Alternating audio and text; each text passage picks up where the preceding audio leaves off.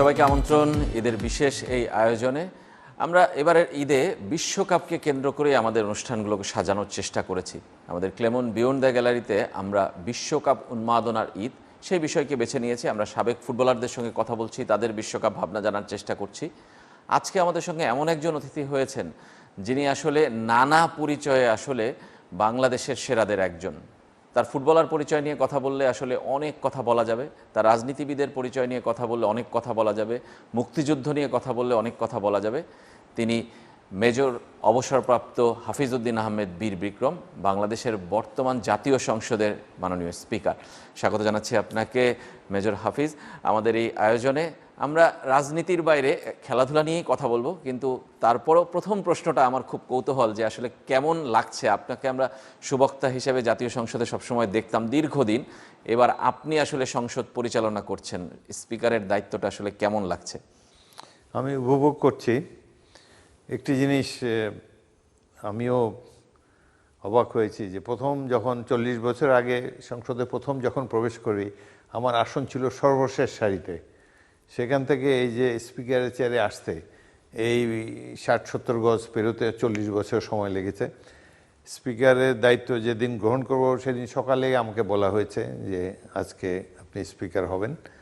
আমার এমনি স্পিকার হব এমন কোনো আকাঙ্ক্ষা কখনো ছিল না, এবং এর আগে স্পিকারের চেয়ারে আগে বসি নেই। যদিও এর আগে এখন পর্যন্ত 7টি সংসদের সদস্য হওয়ার সৌভাগ্য অর্জন করেছি, কিন্তু ওই যে সভাপতি মণ্ডলীর সদস্য হিসাবে মাঝে মাঝে যে স্পিকারের চেয়ারে বসতে হয় এই সুযোগ হয়নি। প্রথমবারই বসছি স্পিকার হিসাবে, তো মোটামুটি উপভোগ করছি। আর একটা প্রধান কারণ হলো যে সংসদের পরিবেশ শান্ত, এখানে বিরোধী দল এবং সরকারি দলের মধ্যে সহযোগিতার মনোভাব আমি দেখতে পাচ্ছি। এটাই আমার কাজকে একটু সহজ করে দিয়েছে। তারপরে তো দীর্ঘ সময় পড়ে রয়েছে সামনে, এই সংসদের কেবল দায়িত্বটা শুরু করলেন, নিশ্চয়ই আশা করি যে আপনি আসলে সফল হবেন এবং বাংলাদেশের সংসদকে আসলে সংসদীয় কাঠামোয় যেটা আমরা অনেক দিন অনুপস্থিত ছিল সেটা আসলে আরও বেশি প্রাণোচ্ছল হবে এবারের জাতীয় সংসদ। একটু জানতে চাই যে বিশ্বকাপ আসছে, আমরা বলছি যে বিশ্বকাপ নিয়ে কথা বলবো। বিশ্বকাপের কথা আসলে আমার আপনার কথা মনে পড়ে যে 94-এর বিশ্বকাপ, ম্যারাডোনার সেই নিষেধাজ্ঞা, কিংবা ফিফার আপনি বিভিন্ন কমিটির দায়িত্ব, এফসির ভাইস প্রেসিডেন্ট, বাংলাদেশ ফুটবল ফেডারেশনের প্রেসিডেন্ট, এত দায়িত্বে আপনি ছিলেন। তারপরও সেই 94-এর বিশ্বকাপের কথা আমার একটু বাড়তি মনে পড়ে। নিশ্চয়ই আপনারও মনে পড়ে যে আলাদা স্মৃতি, 94 ম্যারাডোনা নিষিদ্ধ হয়েছিল, আপনি ওই ডিসিপ্লিনারি কমিটির মেম্বার ছিলেন একজন। ফুটবল তো আমার প্রিয় খেলা এবং পৃথিবীর সবচেয়ে জনপ্রিয় খেলা ফুটবল, এবং বহু দেশ খেলে। ক্রিকেট তো অল্প কয়েকটি দেশ মাত্র খেলে, সেই জন্যে জনপ্রিয়তা পরিমাপ করা যায় না। বাট ফুটবল সাধারণ মানুষের খেলা, সহজবোধ্য, আইন কানুনের ঝামেলা নেই, সবাই উপভোগ করতে পারে। এই খেলাটি উপভোগ করেছি খেলোয়াড় হিসাবে, দর্শক হিসাবে এবং একজন সংগঠক হিসাবে। বিশেষ করে বাংলাদেশ দল ভালো খেলুক, এটা তো সবসময় আমরা চাই। আমাদের সময় আমি পাকিস্তান জাতীয় দলে খেলেছি 4 বছর, তখন আমাদের ভালো স্ট্রং ছিল। সৌদি আরবিয়ার মতো টিমকে আমরা 3-0 গোলে হারিয়েছি। বিদেশের মাঠে ইরাককে হারিয়েছি 2-1-এ তেহরানে। সেই ইরাক এখন ওয়ার্ল্ড কাপ খেলছে, ওয়ার্ল্ড কাপ খেলছে, সৌদি আরবও ওয়ার্ল্ড কাপ খেলছে। আমরা ক্রমশ তলানিতে যাচ্ছি। তো খেলাধুলা মোটামুটি উপভোগ করেছি, এবং বাংলাদেশের খেলাধুলায় ভালো হলে কোনো জাতীয় দল যে কোনো খেলায় জিতলে খুবই পুলকিত হই দেশবাসী অন্যদের মতো। আশা করি যে এখন ক্রিকেট খেলা হচ্ছে, 2টা ম্যাচেই বাংলাদেশ জিতলো। আমি একসময় ক্রিকেটও খেলতাম, প্রথম বিভাগে খেলেছি ক্রিকেট। তো ক্রিকেটেরও একজন মোটামুটি বোদ্ধা সমর্থক মনে করতে পারেন আমাকে। খেলাধুলা খুবই উপভোগ করেছি, খেলাধুলা ভালোবাসি। বিশ্বকাপে আপনার প্রিয় দল কোনটা, মানে এটা মানুষ জানতে চায়? বিশ্বকাপে প্রিয় দল ব্রাজিল, বয়স্কদের প্রিয় দল ব্রাজিল। তবে ব্রাজিল চ্যাম্পিয়ন হবে এমনটা আমার মনে হয় না। তবে ব্রাজিলের সেই তারকা খেলোয়াড় পেলে একসময় আমাদের আইডল ছিল আমরা যখন খেলি। পরবর্তীকালে তার সাথে পরিচয় হয়েছে, আলাপ সালাপ হয়েছে। আর একটা মজার জিনিস হলো যে আমি টপ ক্লাস প্লেয়ার অনেকের সাথে ফিফার সদস্য হিসাবে পেলে, বেকেনবাওয়ার, লেভ ইয়াসিন, এই ধরনের প্লাতিনি, তারপরে হাঙ্গেরির পুস্কাস, এদের সাথে অনেক গল্প সল্প করেছি ফিফার মিটিংয়ে, খেলার সময়। কিন্তু খেলা নিয়ে এরা কেউ আলাপ করে না, আমরাও খেলা নিয়ে আলাপ করিনি। তারা অন্য সব বিষয় নিয়ে কথাবার্তা বলতে ভালোবাসে। বাট তাদের আইকিউ অনেক হাই, বোঝা যায়। ভালো প্লেয়ার হতে হলে তারা হয়তো প্রথাগত বিদ্যা কম, কিন্তু খেলার মাঠে দ্রুত ডিসিশন নিতে হলে যে ধরনের সুপারস্টার দরকার, 3-4 জনকে কাটিয়ে গোল করা ম্যারাডোনার মতো, তো এদের সঙ্গটা অন্যভাবে উপভোগ করেছি আর কি। পেলেকে বললাম যে আমি আমার ছেলের নাম রেখেছি তোমার নামে, হি ওয়াজ ভেরি হ্যাপি। তার সাথে যারা ছিল সবাইকে ডেকে ডেকে বলে এই দেখো বাংলাদেশ ফুটবলের প্রেসিডেন্ট তার ছেলের নাম রেখেছে আমার নামে। পরে জিজ্ঞাসা করলো যে আপনার ছেলে ফুটবল খেলে? তো আমার ছেলে খেলা তো দূরের কথা, খেলা দেখতেও যায় না কোনোদিন ঢাকা স্টেডিয়ামে, তো তাকে খুশি করার জন্য আমি বললাম যে হ্যাঁ খেলে। তার মানে ফুটবলের সাথে আপনার অন্য ফুটবলের সাথে, আপনার ফুটবল ক্রিকেট সব খেলার সাথে, খেলার সাথে আপনার অন্য অ্যাথলেটিক্সও খুব এনজয় করি। আমি অ্যাথলেটও ছিলাম, 100-200 মিটার দৌড়ে তৎকালীন পূর্ব পাকিস্তানে প্রথম স্থান অধিকার করেছি, এবং পাকিস্তান জাতীয় দলেও আমন্ত্রণ পেয়েছিলাম টোকিও অলিম্পিকের আগে। তো তখন পাকিস্তানেরই খুব দুর্দান্ত স্প্রিন্টার ছিল, এশিয়ান রেকর্ড হোল্ডার সুবেদার আব্দুল খালেক। তো দেখলাম যে থাকতে আমার চান্স পাওয়ার সুযোগ নেই, ওই জন্য ক্যাম্প থেকে চলে এসেছি। কিছুদিন পরেই ফুটবল খেলায় আবার আত্মনিয়োগ করেছে। খেলাধুলাময় জীবন ছিল আমার, ফুটবল, ক্রিকেট, হকি, বাস্কেটবল সব খেলা খেলেছি, অ্যাথলেটিক্স। আপনি তো অনেক খেলা খেলা পাগল ছিলাম, একদম খেলা পাগল ছিলাম। মানে তখন তো নিশ্চয়ই ভাবেননি যে রাজনীতিতে আসবেন? তখন কখনো ভাবিনি। 1978 সালে প্রেসিডেন্ট জিয়া আমাকে ডাকলেন বঙ্গভবনে, আরও কয়েকজন সামরিক, তিনি সেনাবাহিনীর অবসরপ্রাপ্ত অফিসার যারা মুক্তিযোদ্ধা ছিলেন তাদেরকে আলাদা আলাদাভাবে ডেকেছেন, আমাকেও ডেকেছেন। বললো যে এই যে আমরা একটা দল করেছি, নির্বাচন করো, আগামীতে নির্বাচন হবে, নির্বাচনে অংশগ্রহণ করো, তোমার বাবা পাকিস্তান জাতীয় পরিষদের সদস্য ছিলেন, তুমি দলে যোগদান করো। আমি বললাম স্যার আমি তো এখনও ফুটবল খেলছি, আমার রাজনীতি করার কোনো ইচ্ছা নেই। প্রেসিডেন্ট জিয়ার মতো প্রেসিডেন্টের আহ্বানে সাড়া দেয়নি, মানে তখনও ফুটবল খেলি, এইসব কারণে আর কি।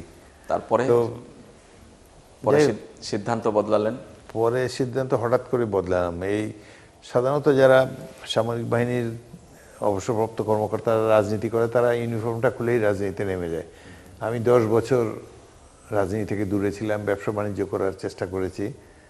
তারপর আমার এলাকার লোকজন তারা দেখেছে যে এলাকার উন্নয়ন করতে হলে একটা ফিগার লাগে যে জাতীয়ভাবে পরিচিত এবং মন্ত্রী মিনিস্টার সরকারের কাছ থেকে উন্নয়ন উপকরণ সংগ্রহ করতে পারে, প্রয়োজনীয় ফান্ড বরাদ্দ করতে পারে। এই জন্য তারা আমাকে বেছে নিয়েছে এবং অনুরোধ করছে যে আপনি এসে রাজনীতি করেন, আমাদের এলাকাটা খুব অবহেলিত।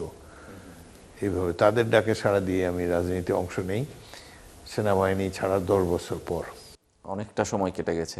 আবার একটু ফুটবলের আলোচনায় আসতে চাই যে আপনি বলছিলেন ব্রাজিল আপনার পছন্দের দল। আপনার কোন ওয়ার্ল্ড কাপের কথা প্রথম মনে পড়ে এখন পর্যন্ত, মানে একদম স্পষ্ট মনে আছে? হলো 86 ওয়ার্ল্ড কাপে মেক্সিকোতে আমি গিয়েছিলাম।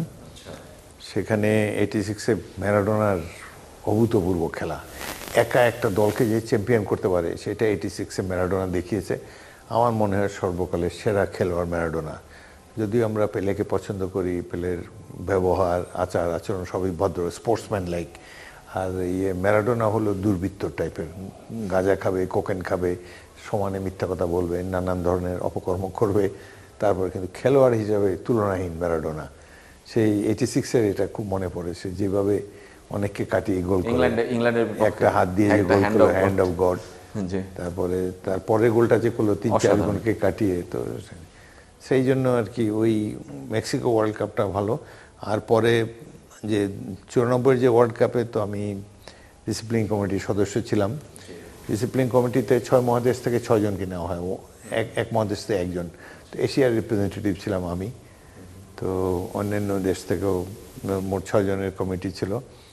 তো সেখানে চুলচেরা বিশ্লেষণে তো আমি ছাড়া খেলোয়াড় কেউ ছিল না এই 6 জনের মধ্যে। তো ব্ল্যাটার ছিল তখন জেনারেল সেক্রেটারি, ডক্টর হ্যাভেলাইঞ্জ হলো প্রেসিডেন্ট ফিফার। তো আলোচনা শুরু হলেই সবাই আমার দিকে তাকাতো, ইয়েস হাফিজ, আমার মনোভাব কী, কমেন্ট কী। তো আমি যেহেতু খেলোয়াড় ছিলাম, রেফারি ভুল করলো না, প্লেয়ার ভুল করলো, যেসব কেস ডিসিপ্লিন কমিটির সাথে আসে আমি একটা যৌক্তিক ব্যাখ্যা দাঁড় করাবার চেষ্টা করেছি, এবং তারা আমার উপরে খুবই আস্থা রেখেছিল। আমার কথাতেই মোটামুটি এই কমিটি মোটামুটি ডিসিশন নিত। সেই সময় তো ম্যারাডোনাকে এই সাসপেন্ড করা হলো। এটার মজার ঘটনাটা আমরা শুনতে চাই, বিস্তারিত আপনার মনে আছে যদি? খেলাটা সম্ভবত বোস্টনে হচ্ছিল। এটা ম্যারাডোনার কপাল মন্দ, 2 দলের 18 জন খেলোয়াড়, মোট 36টা কার্ড টেবিলের উপর লে করা থাকে। তাস খেলায় যেরকম তাস, এরকম মনে করেন 36টা তাস, সাজানো তাস রাখা হলো। হাফ টাইমের সময় যে ম্যাচ কমিশনার থাকে প্রত্যেক ম্যাচে একজন ম্যাচ কমিশনার থাকে। জি। তিনি না দেখেই একটা টাস টানেন, এই টিমের থেকে একটা টাস টানেন, অন্য টিমের থেকে একটা টাস টানেন। এই 36 জনের মধ্যে থেকে 2টা টাস তিনি টানেন। তো দুর্ভাগ্যবশত আর্জেন্টিনা টিম থেকে যে টাসটা তিনি তুললেন ওটা ম্যারাডোনার নাম। অন্য কেউ নাম হলে কিন্তু ম্যারাডোনা আর ধরা পড়ে না।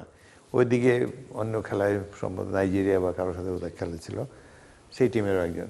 তো খেলা শেষ হলে মাঠ থেকেই তাকে নিয়ে যায় ড্রেসিং রুমে, তাকে অন্য খেলোয়াড়দের সাথে যেতে দেয় না, মেডিকেল রুমে নিয়ে যায়। ওখানে গিয়ে তার ইউরিনের স্যাম্পল, মূত্রের স্যাম্পল তারা নেন এবং এই স্যাম্পল টেস্ট করার জন্য খুব স্পেশালাইজড থাকে, ল্যাব থাকে। আমেরিকার মতো দেশে এই ধরনের ল্যাব 3-4টা, তার মধ্যে একটা ক্যালিফোর্নিয়াতে ছিল, ওখানে পাঠানো হয়েছে।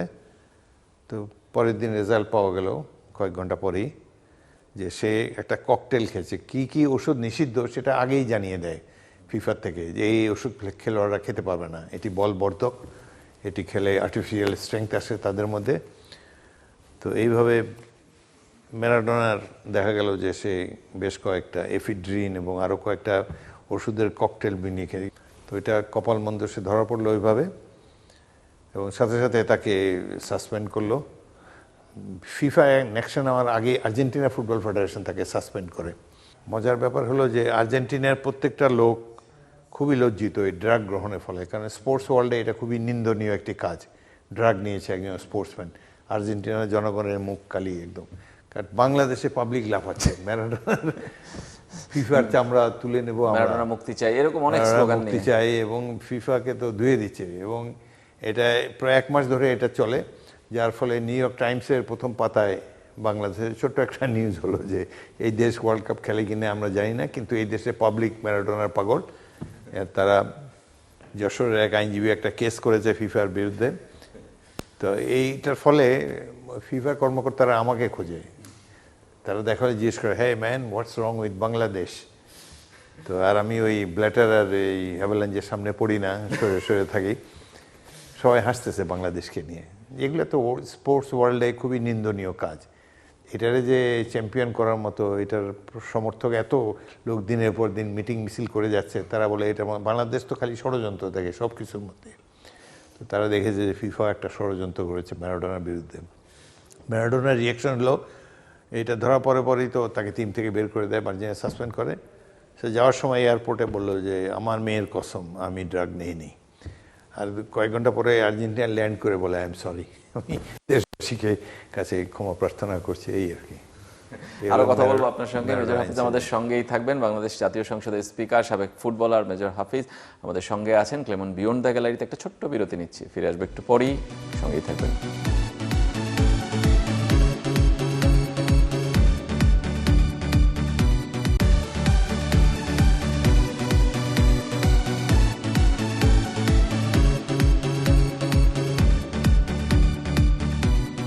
বিরতির পর আবারও ফিরে এলাম ক্লেমন বিয়ন্ড দ্য গ্যালারিতে। ঈদের বিশেষ আয়োজন, বিশ্বকাপ উন্মাদনার ঈদ এবার, আর কয়েকদিন পরই গ্রেটেস্ট শো অন আর্থ। এবার কিন্তু যুক্তরাষ্ট্র, কানাডা, মেক্সিকো 3 দেশে বিশ্বকাপ বসছে। আর সেই বিশ্বকাপের স্মৃতি এবং ফুটবলের স্মৃতি নিয়ে আমরা কথা বলছি সাবেক ফুটবলারদের সাথে। কিন্তু সাবেক ফুটবলার, শুধু সাবেক ফুটবলার নেই, তিনি এখন বাংলাদেশ জাতীয় সংসদের স্পিকার মেজর অবসরপ্রাপ্ত হাফিজউদ্দিন আহমেদ বীর বিক্রম আমাদের সঙ্গে আছেন অতিথি হয়ে। বিরতির আগে আমরা 94 বিশ্বকাপের গল্প শুনছিলাম, 86 মেক্সিকো বিশ্বকাপের গল্পও শুনছিলাম। বিশ্বকাপ কিংবা ফিফা কিংবা বিশ্ব ফুটবল আপনাকে নানাভাবে চেনে, এবং যে কারণে ফিফা অর্ডার অফ মেরিট পুরস্কারও আপনাকে দিয়েছে 2004 সালে। আপনার কাছে ফুটবল নিশ্চয়ই অন্য সব কিছুর চেয়ে একটু আলাদা, বাড়তি জায়গা ধারণ করে রাখে।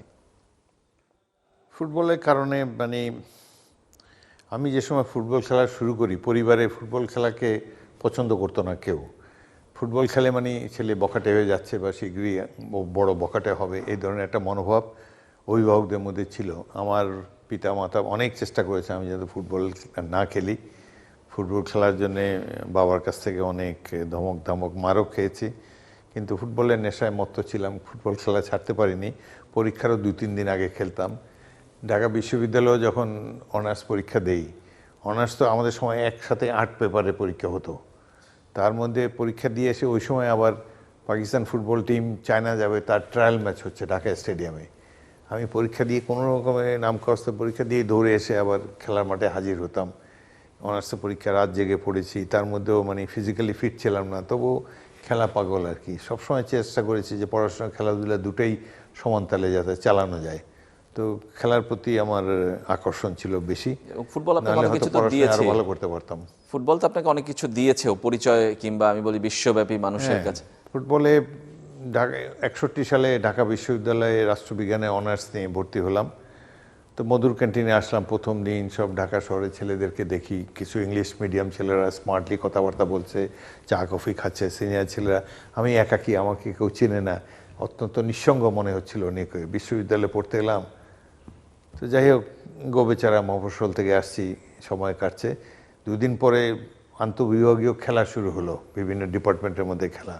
আমাদের team political science champion team, ভালো ভালো নাম করা কয়েকজন ঢাকা লিগের 5-6 জন নাম করা খেলোয়াড় ছিল এই দলে। তা আমি গেলাম, প্রথম খেলায় প্রথম 15 মিনিটে 4 গোল দিলাম। এই যে একটা আলোড়ন শুরু হলো, রেফারি খেলা থামিয়ে ডাকলো, দর্শকরা সব মাঠে ঢুকে দেখার চেষ্টা করলো কে এই ছেলে, কোত্থেকে আসলো, 15 মিনিটে 4 গোল দিয়েছে। এই যে একটা নাম, পত্রিকায়ও অনেক প্রশংসা পেয়েছি। পরের দিন ক্লাসে গিয়েছি, আমাদের ডিপার্টমেন্টের হেড ছিলেন একজন জার্মান, ডক্টর নিউম্যান। উনি ক্লাসে খুব ফুটবল পাগল ছিলেন। উনি ক্লাসে ঢুকেই যে ইংরেজিতে কি বললো, আমি মফস্বল ছেলে অত বুঝো নেই, আমার নামটা উচ্চারণ করেছে, এটাই বুঝলাম।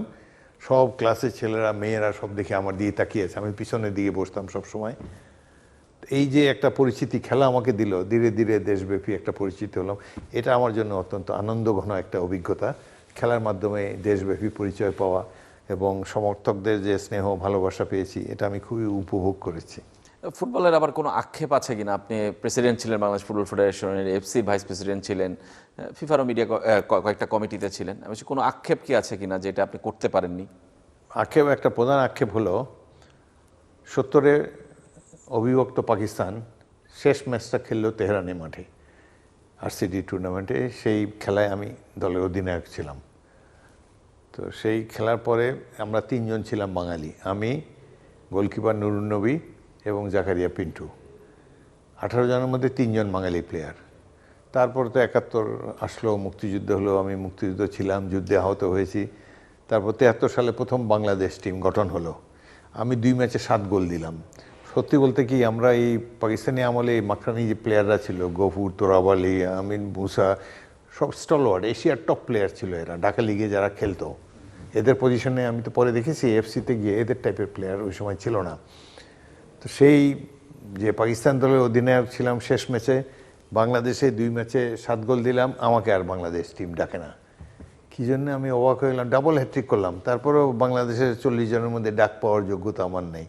তো একটা স্বাধীন দেশ আমরা সৃষ্টি করেছি, এই দেশ, যুদ্ধে আহত হয়েছি, মুক্তিযোদ্ধা হিসেবে অনেক গর্ব আমাদের। সেই ফুটবলার টিমে পাকিস্তানের পক্ষে 4 বছর খেলে আসছি, সব ম্যাচ খেলেছি, আর এখানে আমার দেশ, যে দেশ আমরা সৃষ্টি করলাম, সেই দেশ আমাকে ডাকলো না। এটা আমার একটা ইয়ে থাকে, এটা ডাকে নেই। প্রধানত পরে খবর নিলাম, আমার পিতা জাসদ থেকে দাঁড়িয়েছিলেন 73-এর নির্বাচনে, শেখ মুজিবুর রহমান তার বিরুদ্ধে দাঁড়িয়েছিলেন এবং তারপরেও তাকে বাসা থেকে হাইজ্যাক করে নিয়ে গিয়েছে, যার ফলে উনি মনোনয়নপত্র জমা দিতে পারেন নাই। শেখ মুজিবুর রহমান বিনা প্রতিদ্বন্দ্বিতায় নির্বাচিত হলেন ভোলার এই আসন থেকে। ঢাকার 4টি আসন, ভোলার এই 8টি আসন। এই যে জাসদ করেছেন এবং শেখ মুজিবুর রহমানের বিরুদ্ধে দাঁড়িয়েছেন, এই অভিযোগে টিমটা গঠন করেছে Sheikh Kamal, not football federation, not a selection committee. তো সুতরাং এই ধরনের তরুণ ছেলেরা যখন জাতীয় দল সিলেক্ট করার মতো ক্ষমতা পায়, ক্ষমতা তো কিছু দেখাবেই। এইভাবে আমি বাংলাদেশের জাতীয় দল, যে দেশটি আমরা সৃষ্টি করেছি বলে দাবি করি, সেই দলে কখনো খেলতে পারিনি।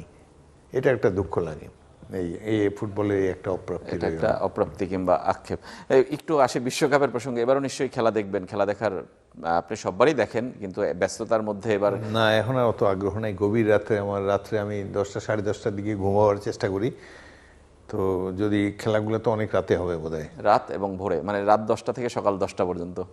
যদি সকালেগুলো দেখতে পারবো, বাট রাত্রেগুলা দেখার শারীরিকভাবে এখন আর অত ইয়ে নেই। তবে ফাইনাল হলে দেখবো, সেমিফাইনাল, ফাইনাল, এই 3টা ম্যাচ দেখার ইচ্ছা আছে। আচ্ছা, এমনিতে বিশ্বকাপ আপনি বলছিলেন ব্রাজিলের সমর্থন আপনি করেন, ব্রাজিলের কারো প্রতি কি এবারের দলের কোনো দুর্বলতা আছে, নেইমার কিংবা অন্য কেউ? এবারে নেইমার আছে এই দলে।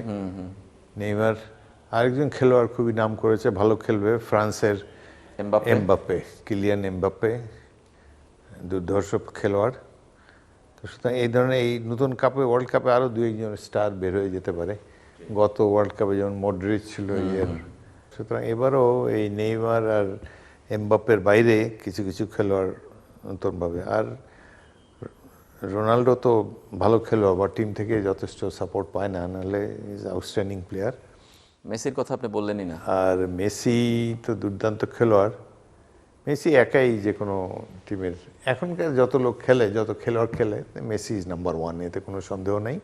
তারপর রোনাল্ডো, তারপরে এমবাপ্পে আর ইয়ে নেইমার। নেইমারের এখনো তো সামনে আরও সময় আছে, উঠতে পারবে। এমবাপ্পেরও তাই।